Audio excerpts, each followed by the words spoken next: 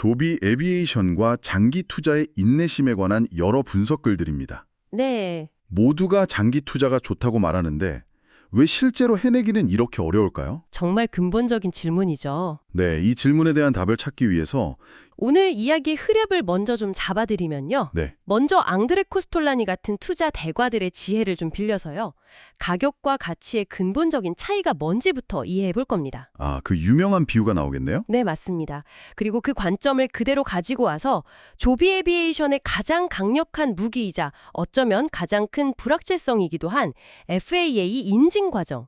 이게 어떻게 경제적 해자가 되는지를 분석할 거고요. 네, 해자. 그리고 마지막에는 이 모든 것을 한 개인의 투자자로서 나는 이 극심한 변동성을 정말로 견딜 준비가 되어 있는가? 이 본질적인 질문으로 연결하면서 마무리하겠습니다. 좋습니다. 그럼 첫 번째 질문부터 바로 들어가 보죠. 자료에서도 가장 먼저 짚는 부분이기도 한데 장기 투자는 왜 말처럼 쉽지 않은가? 정말 많은 분들이 나는 10년, 20년 묵혀둘 장기 투자자야 이렇게 선언하지만 실제로는 3개월도 버티기 힘들어하잖아요. 도대체 왜 그럴까요? 핵심은 자료에서 지적하듯이 기다림이라는 고통 때문입니다. 고통이요? 네, 이게 추상적인 말이 아니에요. 주가는 하루에도 몇 번씩 출렁이고 내 계좌 잔고가 실시간으로 빨간색, 파란색을 오가죠. 그렇죠. 그거 보고 있으면 정말 피가 마르죠. 여기에 뉴스에서는 경제 위기 온다, 이 산업은 거품이다, 대폭락이 임박했다 이런 자극적인 헤드라인이 끊임없이 쏟아집니다. 이 과정에서 우리가 느끼는 공포, 불안, 조급함을 이겨낸다는 게 보통 일이 아닌 거죠. 특히 이게 그냥 숫자가 아니라 내 돈이 직접 들어가 있다는 사실이 모든 감정을 몇 배로 증폭시키는 것 같아요. 맞습니다. 근데 그게 정말 단순히 인내심 부족 때문일까요? 어쩌면 그 공포라는 게 시장에 보내는 합리적인 위험 신호일 수도 있지 않습니까? 아주 중요한 지적입니다. 예를 들어서 모두가 도망치는데 혼자 버티는 게 용감한 게 아니라 어쩌면 어리석은 것일 수도 있잖아요. 무작정 버티는 것만이 능사는 아니라는 반론도 만만치 않은데요. 앙드레 코스톨라니는 이 지점을 어떻게 봤나요? 바로 그 지적 정말 중요하고요. 코스톨라니도 무조건 버티라고 말하지 않았어요. 그가 아주 날카롭게 지적한 건 대부분의 투자자들은 인내심도 없지만 더 큰 문제는 뚜렷한 주관도 없다는 점입니다. 인내심보다 주관이요? 네, 가격이 조금만 흔들려도 이거 뭔가 잘못된 거 아닌가? 내가 모르는 악재가 있나? 다른 사람들은 다 파는 것 같군데 나만 들고 있는 거 아니야? 이렇게 스스로를 의심하면서 결국 매도 버튼을 누르게 된다는 거죠. 그게 바로 군중심리군요. 맞습니다. 이게 소수의 어리석은 사람들이 하는 행동이 아니라 지극히 정상적인 인간의 반응이라서 더 어려운 겁니다. 뚜렷한 주관이 있느냐 없느냐가 핵심이군요. 그러니까 그저 막연히 이 회사 좋은 회사니까 오르겠지라고 생각하는 것과 어떤 이유 때문에 이 회사가 좋은지 명확히 아는 것의 차이라는 말씀이시죠. 바로 그겁니다. 그 지점에서 코스톨라니의 아주 유명한 개와 주인 비유가 등장하는 거죠. 드디어 나왔네요. 네, 여기서 주인은 공원을 산책하면서 한 방향으로 꾸준히 걸어가는 기업의 본질적인 가치입니다. 네. 그리고 개는 그 주인을 따라다니지만 훨씬 더 정신없이 예측 불가능하게 움직이는 주식 가격이죠. 상상이 가네요. 개는 주인보다 한참 앞서 달려가기도 하고 갑자기 옆길로 새서 냄새를 맡기도 하고 어떨 땐 뒤처졌다가 다시 주인을 향해 미친 듯이 달려오기도 합니다. 아주 변덕스럽고 시끄럽죠. 하지만 결국 시간이 충분히 흐르고 나면 개는 주인이 가는 방향을 따라갈 수밖에 없다는 거군요. 정확합니다. 주인이 동쪽으로 1km를 걸었다면 개가 그 과정에서 3km를 뛰어다녔던 5km를 뛰어다녔던 결국 개의 위치도 주인이 있는 동쪽 어딘가에 있게 되는 거고요. 정확합니다. 여기서 나오는 핵심 통찰이 바로 이겁니다.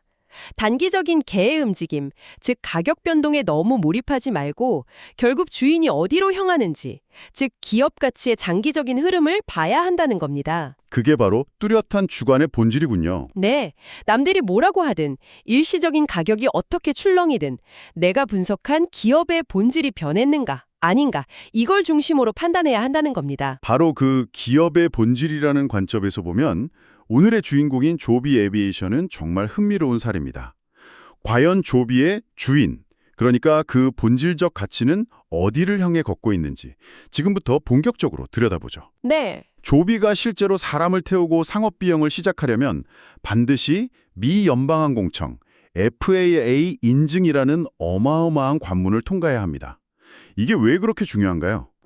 이유는 두 가지입니다.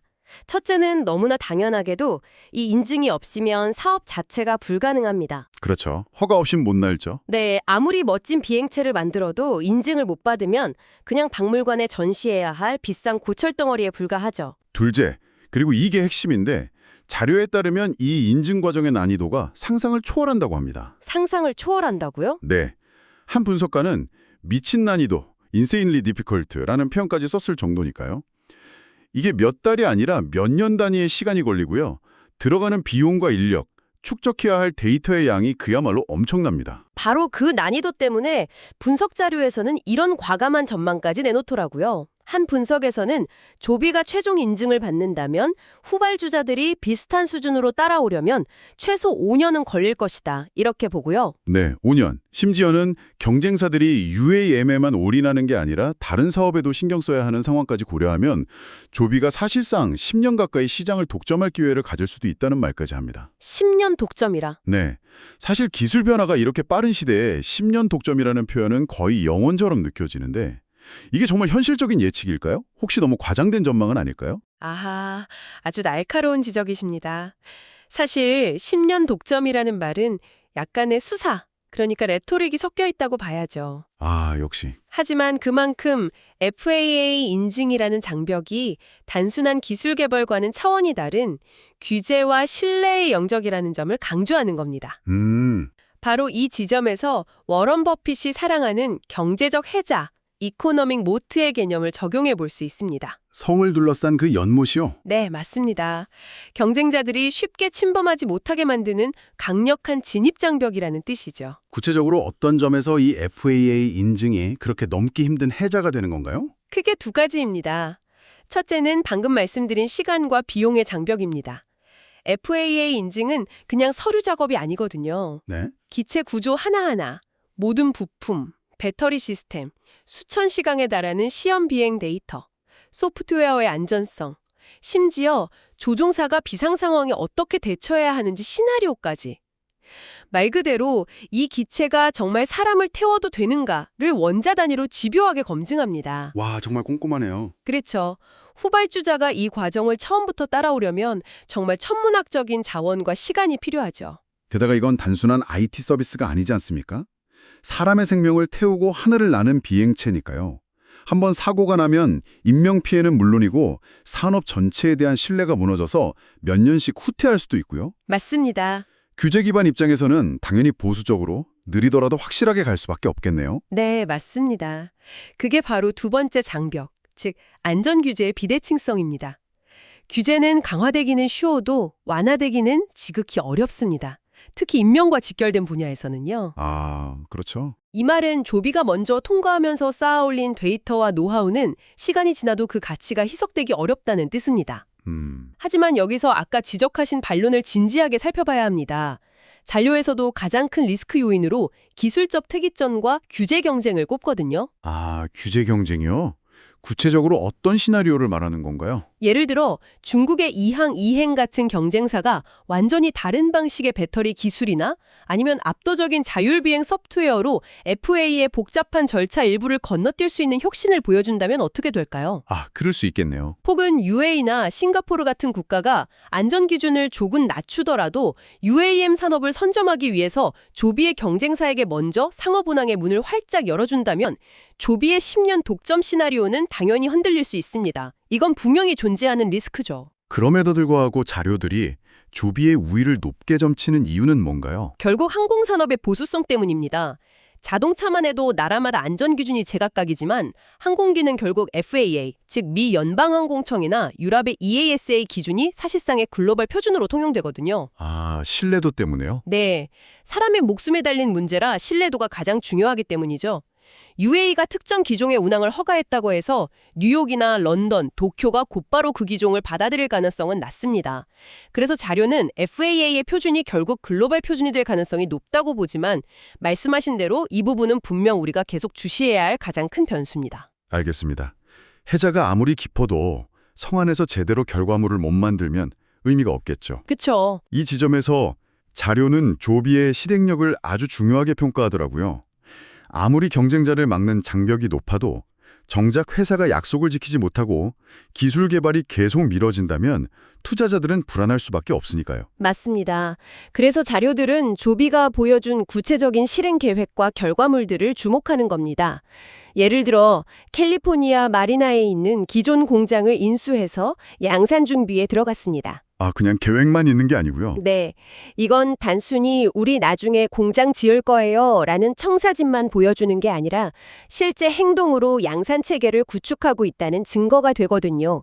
말이 아니라 행동으로 보여준다는 거죠. 저는 자료를 보면서 아, 이 회사는 약속을 지키려고 정말 애쓰는구나 라고 느꼈던 부분이 바로 미공군과의 일화였습니다. 아, 그 사례. 보통 이런 대규모 정부 프로젝트는 지연되는 게 당연하게 여겨지는데 오히려 요구 조건보다 빨리 기체를 인도해서 군으로부터 신뢰를 쌓았다는 건 정말 이례적이잖아요. 맞습니다. 투자자 입장에서는 이런 모습 하나하나가 뜬구름 잡는 이야기가 아니라 진짜 신뢰를 쌓게 만드는 것 같습니다. 맞습니다.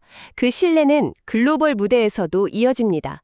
실제 잠재 시장의 정부와 규제기관을 상대로 우리는 이만큼 안전하고 당신들 도시의 교통 문제를 해결할 준비가 되어 있다고 직접 보여주면서 협력 관계를 만들어가는 과정인 거죠. 특히 두바이 버티포트, 그러니까 수직 이착륙장 건설 계획은 굉장히 중요한 지점 같아 보였습니다. 이게 그냥 하늘을 나는 택시를 만드는 것과는 차원이 다른 이야기 아닌가요? 정확합니다.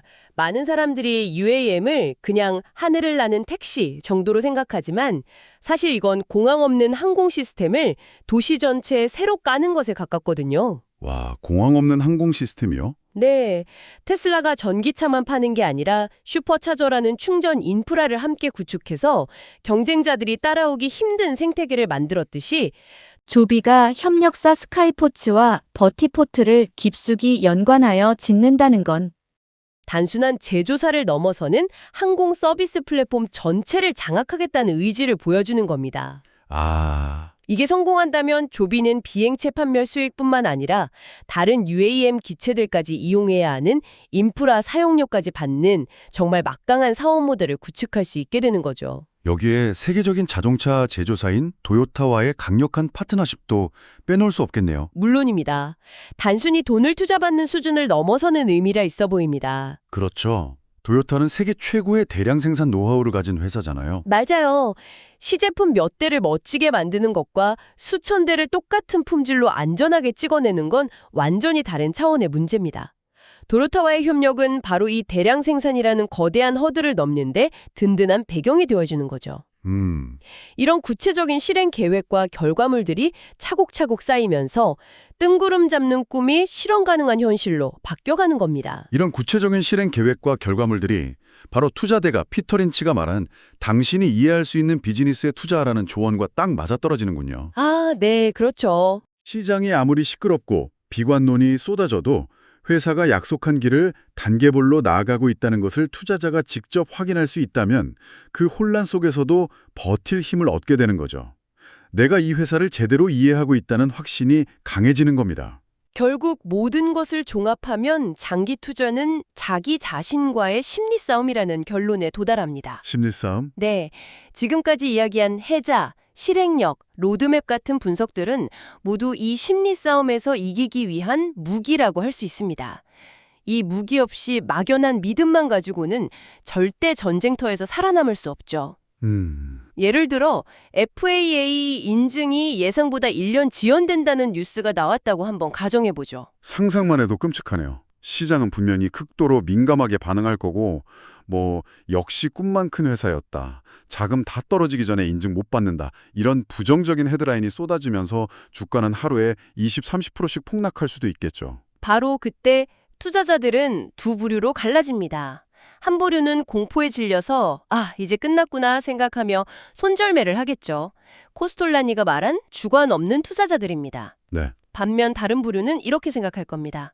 일정이 1년 늦어진 건 정말 아쉽지만 더 안전하고 완벽한 기체를 만들기 위한 과정일 뿐 회사의 본질적인 가치나 장기적인 로드맵 자체가 훼손된 건 아니다. 회사는 여전히 약속을 지키기 위해 일하고 있다.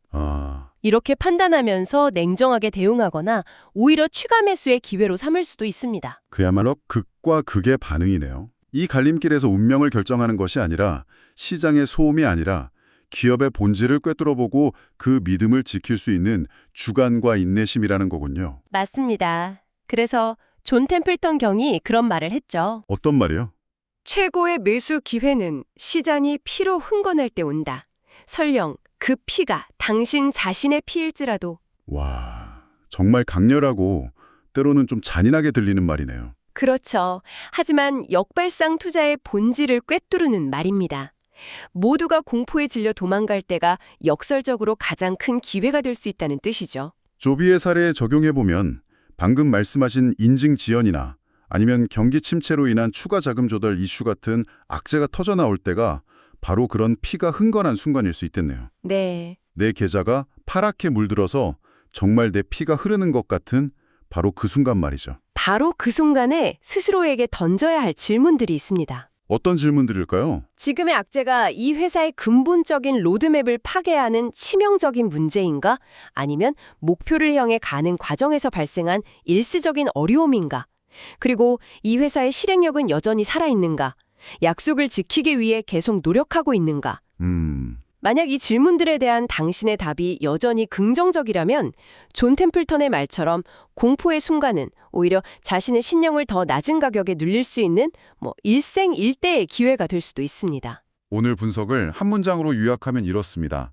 장기 투자는 시간을 흘려보내는 수동적인 기다림이 아니라 명확한 분석과 뚜렷한 주관을 바탕으로 기업의 본질 가치를 믿고 기다리는 고통스럽지만 매우 능동적인 과정이다. 네, 아주 정확한 요약입니다. 주비 에비에이션의 여정은 그 과정이 얼마나 험난한지를, 동시에 그 기다림이 왜 의미 있을 수 있는지를 보여주는 훌륭한 사례 연구라고 할 수 있겠습니다. 매일 쏟아지는 뉴스와 정신없이 출렁이는 가격은 코스톨라니의 비유 속에 나오는 그 주인을 따라 정신없이 뛰어다니는 개의 움직임일 뿐입니다.